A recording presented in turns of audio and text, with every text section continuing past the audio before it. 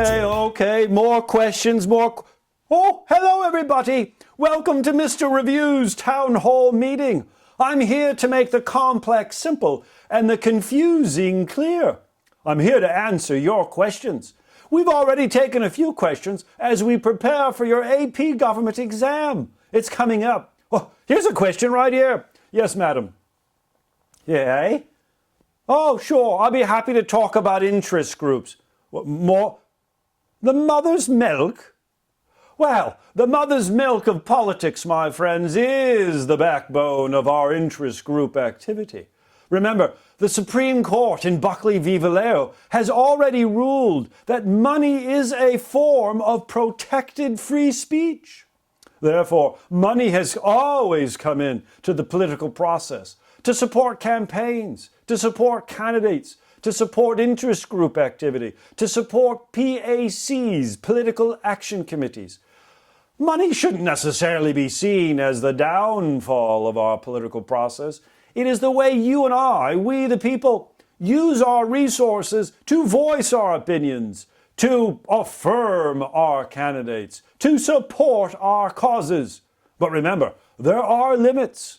Hard money is limited very closely and regulated in how much money we can give directly to candidates.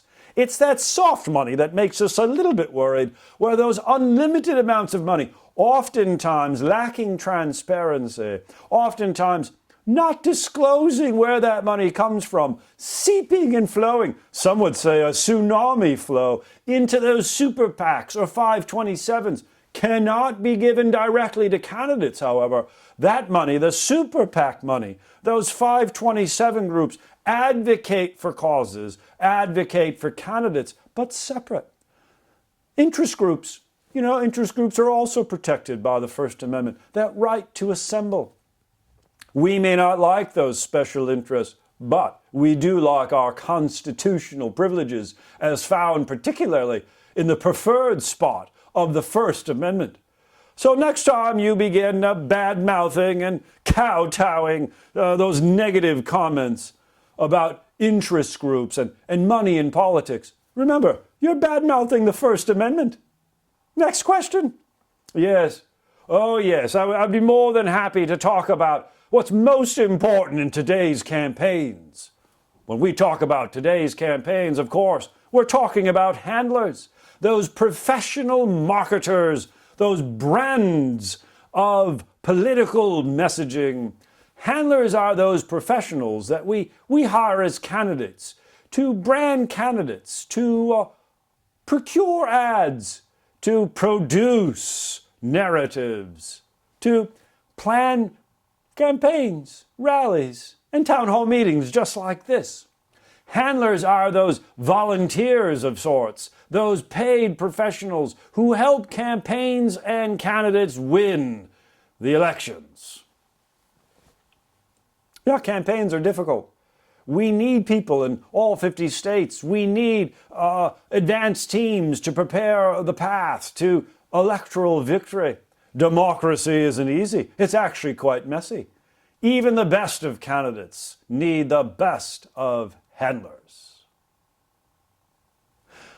Do we have other questions? Oh, yes. Let's take a Congress question, shall we? You want to know the difference between the House and the Senate, do you? Well, Mr. Review here likes metaphors. You know, those examples that really remind us of something else.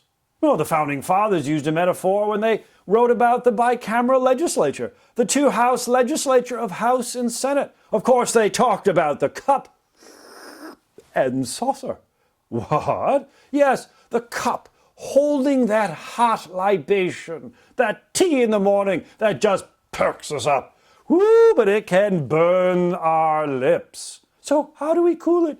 We put it on our saucer. And those of you who like the formal tea party know that you pour the tea into the saucer and drink it accordingly. That's right. The saucer's intent is to cool the hot, passionate teacup. Well, of course, the cup is the House and the saucer is the Senate. That's right.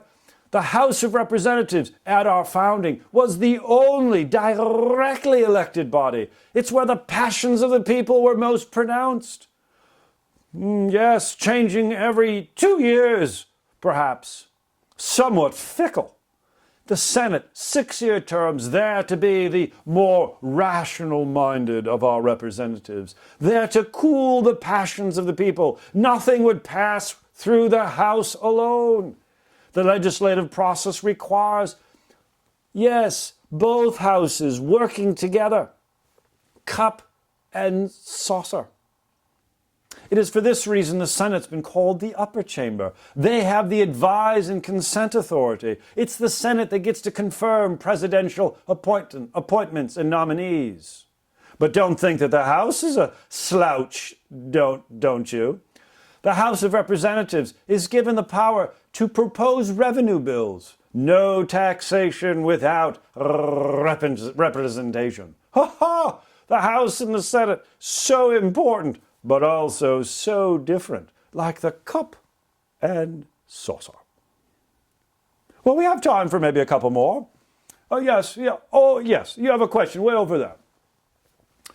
You want to know about the president's bully pulpit, do you? Oh, Mr. Review knows about the bully pulpit. He's running for president, mind you. The bully pulpit is really, it speaks to the president's informal powers. You know, the Constitution, although Alexander Hamilton said, created an energetic president, not very impressive when looking at the enumerated powers. The formal powers of president are just not that impressive.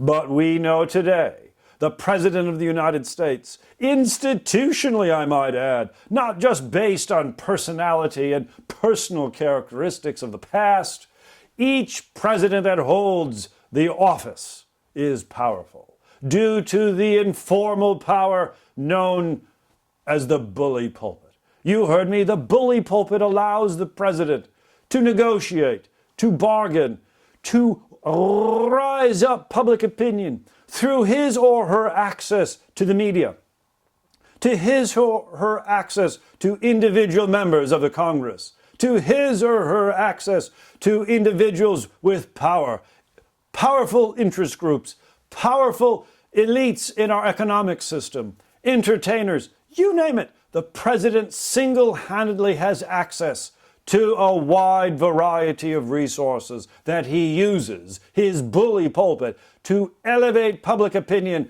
for his or her agenda. It is this, my friend, that makes the President of the United States not only just a formidable opponent, but perhaps the most powerful and most interesting person in the world.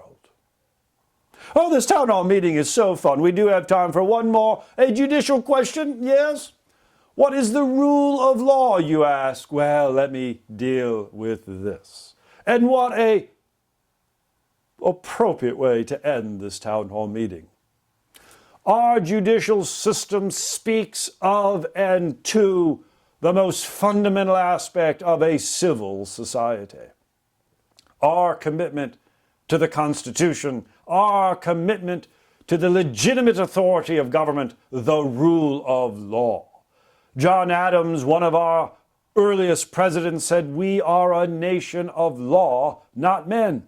It's not the charisma of our leaders. It is not the authority of a personality that delivers the legitimate governing that this government of ours, this people of ours demands. Rather, it is the text of each and every law that is written. And where do those laws derive? But in the will of the people themselves. Yes, when we go to court, it is not determined, outcomes are not determined, verdicts are not realized based on our gender, on our ethnicity, on our race, on our religion, on our region, on our status. Court outcomes are equal, my friends, because the law knows no discriminatory group. We hold these truths to be self-evident that all are created equal. It is this rule of law that best marks the greatness of this United States of America. Boy, kind of sounds like Mr. Review running for president.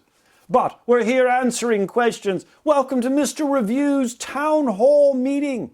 Here we're answering your questions as you prepare for your AP government exam. If you have more questions, send them our way. Mr. Review is bound to have a few more town hall meetings along the way. He is, after all, Mr. Review. And I'm here to make the complex simple and the confusing clear.